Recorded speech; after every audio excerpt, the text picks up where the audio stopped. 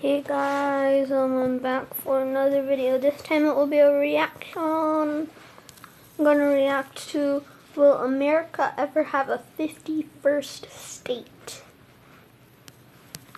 It's me, the extra wait, crispy. Oh, GameCube dude style. Oh wait, never mind. Get the reference. If you don't, you don't. So, 3, 2, 1. Colonel, my extra crispy $20 Philip. August 21st, 1959. Hawaii is the 50th and so far final state to enter the United States of America. In the nearly 60 years since this event, many have asked, what's next? First off, a quick explanation of what would be required to become a state. While far more in-depth explanations exist, here's the basics. Approval from Congress is obviously necessary, and while votes can vary based on who's in office, it's generally accepted that 3 rules give a statehood movement real momentum. First off, over 50% of the population should support the movement. Next, the population should agree with the values of American democracy. And finally, the territory should be able to support itself and its share in the federal government. Simple enough? Okay, so as you may expect, there isn't an abundance of choices. The days of manifest destiny are long gone, and so the obvious first thought goes to an island. Usually this one. Puerto Rico. One of America's prizes after the Spanish-American War, the island of Puerto Rico has been in a somewhat awkward place. For most purposes, it and its people are distinctively American. American citizenship, American wars, you get the point. So, isn't statehood just around the corner? The reality of the situation is complicated. While on the surface, Puerto Rico seems like a very likely candidate for statehood, several major factors block its path. The high homicide rate and drug issues in the territory were an often quoted statistic, but moving beyond that, it's quite apparent that Puerto Rico, on a cultural level, is quite distinct from that of the American homeland.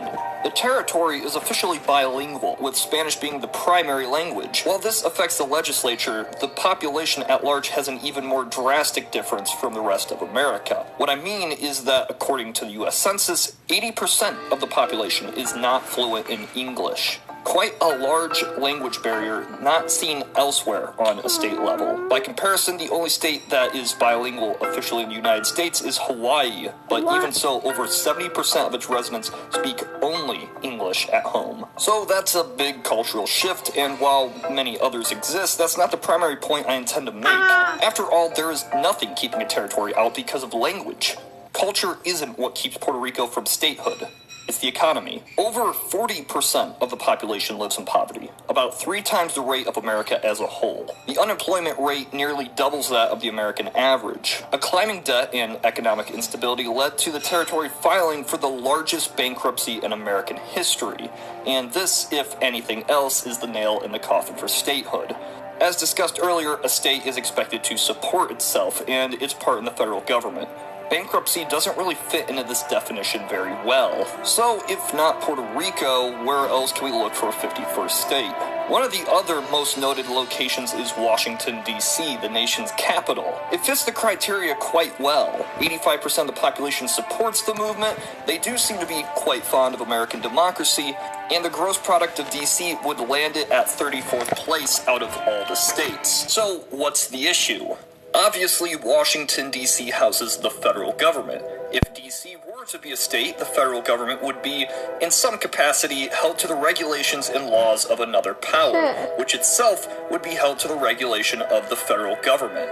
Impossible? Impractical? Probably not, but it's not a simple fix, and could require some pretty immense changes to statehood and state law. At the same time, the movement has been loosely tied to political parties. With statehood comes seats in Congress, and the urban D.C. metropolis would likely vote Democrat. This is understood well by each party, and has become a partisan issue rather than a logistical issue in the eyes of many.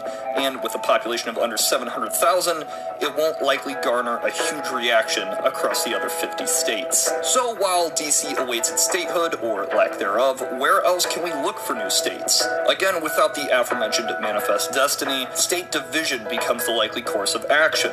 Areas of current states that, whether over political or cultural differences, seek separation from their governing overlords. One such movement was the Upper Peninsula of Michigan, wanting separation from, well, Michigan. Naming itself Superior, off of the lake, it was a movement based around the fact that this area was separated by the Mackinac Strait until the late 1950s, meaning that a drive from upper Michigan to lower would require going through Wisconsin, Illinois, Indiana, and Ohio. Once the Mackinac Bridge was constructed, the divide was, well, bridged and mainstream support died out. A more modern proposal is Jefferson, which would lie in Northern California and Southern Oregon.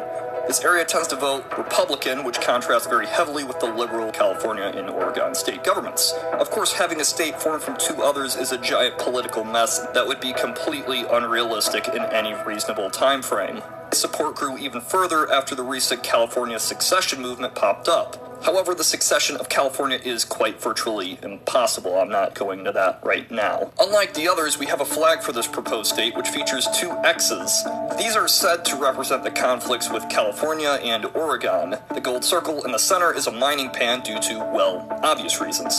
Now the final proposal I want to look at is a bit more strange. That's New York City leaving New York.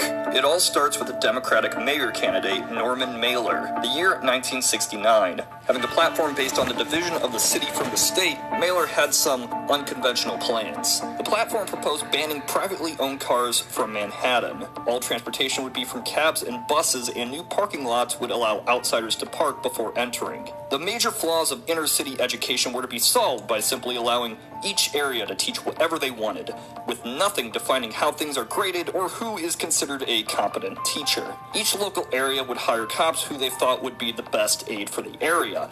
I'm sure no corruption could possibly happen with this. And more absurdly, once a month, a sweet Sunday would ban all transportation for a day, everywhere. This was to help the environment and give people an opportunity to just sit down and talk. Yeah, he lost. Will we see a 51st state anytime soon? Probably not. Whether it be impractical, illogical, or just strange, it's not likely that any of these proposals will be validated anytime soon. Regardless, anything could happen. Except for Sweet Sunday. This is Tyler of Knowledge Hub.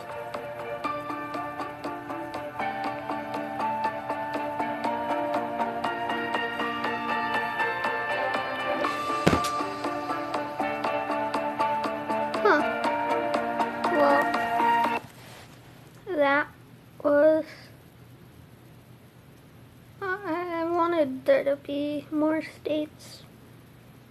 Okay.